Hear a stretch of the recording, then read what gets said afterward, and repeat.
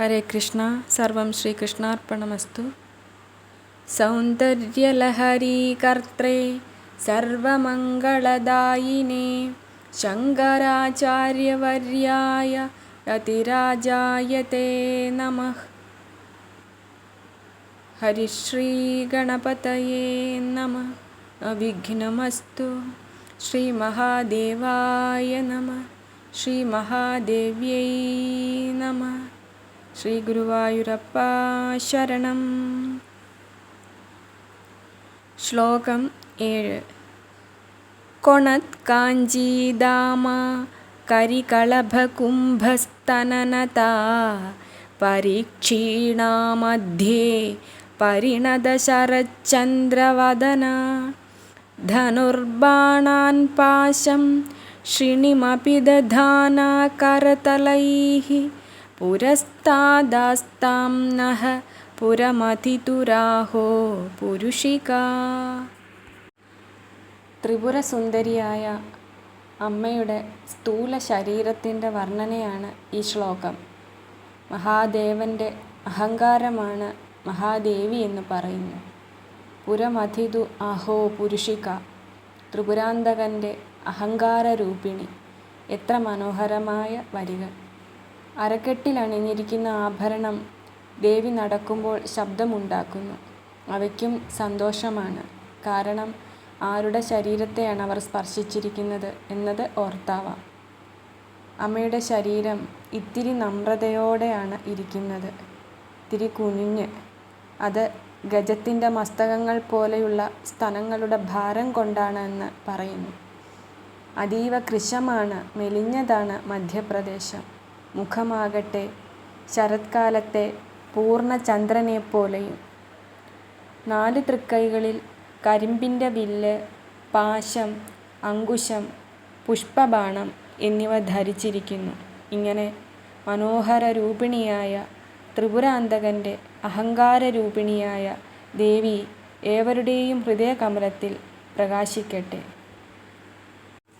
കൊണത് കാഞ്ചീദാമ കരികളഭകുംഭസ്തനനതാ പരീക്ഷീണാമധ്യേ പരിണതശരച്ചന്ദ്രവദന ധനുർബാണാൻ പാശം ശ്രീണിമപി ദധാനാ കരതലൈഃ പുരസ്താദാസ്താം നഃ പുരമതിതുരാഹോ പുരുഷികാ. ശ്ലോകം 8.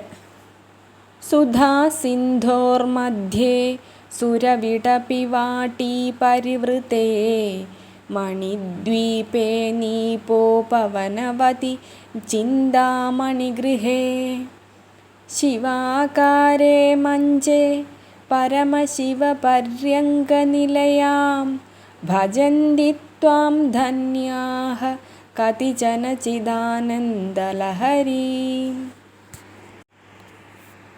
അല്ലയോ മഹാദേവി, അവിടുന്ന് അമൃതസമുദ്രത്തിന് നടുവിലായി സ്ഥിതി ചെയ്യുന്ന കൽപ്പകവൃക്ഷോദ്യാനത്താൽ ചുറ്റപ്പെട്ട ദ്വീപിലെ ചിന്താമണി ഗൃഹത്തിൽ ഇരുന്നരുളുന്നു.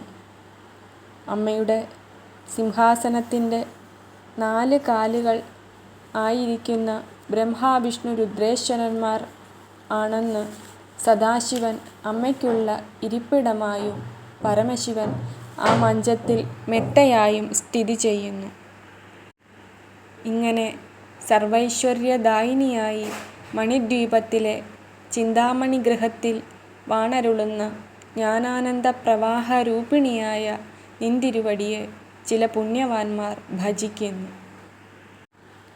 സുധാസിന്ധോർമധ്യേ സുരവിടപിവാടീ പരിവൃതേ മണിദ്വീപേ നീപോപവനവതി ചിന്താമണിഗൃഹേ ശിവാകാരേ മഞ്ജേ പരമശിവപര്യങ്കനിലയാം ഭജന്തി ത്വാം ധന്യാഃ കതിചന ചിദാനന്ദലഹരീം.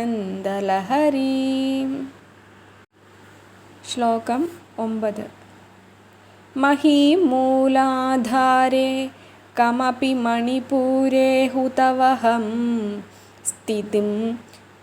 स्थितं स्वाधिष्ठाने हृदि मरुतमाकाशमुपरि मनोबिभ्रूमध्ये सकलमभिभित्त्वा कुलपथं सहस्रारे पद्मे सह रहसि पत्या विहरसे महीमूलाधारे कमपि मणिपूरे हुतवहं स्थितं स्वाधिष्ठाने हृदि मरुतमाकाशमुपरि मनोबिभ्रूमध्ये सकलमपि भित्त्वा कुलपथं सहस्रारे पद्मे सह रहसि पत्या വിഹരസേ. അമ്മയുടെ കുണ്ടലിനി ശക്തിയെക്കുറിച്ചാണ് ഈ ശ്ലോകത്തിൽ പറയുന്നത്. താമര നൂൽ പോലെ കൃശവും മിന്നൽക്കൊടി പോലെ പ്രകാശമാനവുമായ കുണ്ടലിനി ശക്തിയുടെ സഹസ്രദള കമലത്തിലേക്കുള്ള ഗതിയെ വർണ്ണിക്കുന്നതാണ് ഈ ശ്ലോകം. ശ്രീ മഹാത്രിപുരസുന്ദരിയുടെ അംശഭൂതയായി ഉദ്ഭവിച്ച കുണ്ടലിനി ശക്തി സർപ്പാകാരമായി മൂന്നരച്ചുറ്റിൽ ഷഡാധാരങ്ങളുടെ ഏറ്റവും താഴെ മൂലാധാരത്തിൽ സ്ഥിതി ചെയ്യുന്നു. മൂലാധാര ചക്രം, മണിപൂര ചക്രം, സ്വാധിഷ്ഠാന ചക്രം, അനാഹത ചക്രം, വിശുദ്ധി ചക്രം, ആജ്ഞാചക്രം ഇവയാണ് ഷഡാധാര ചക്രങ്ങൾ.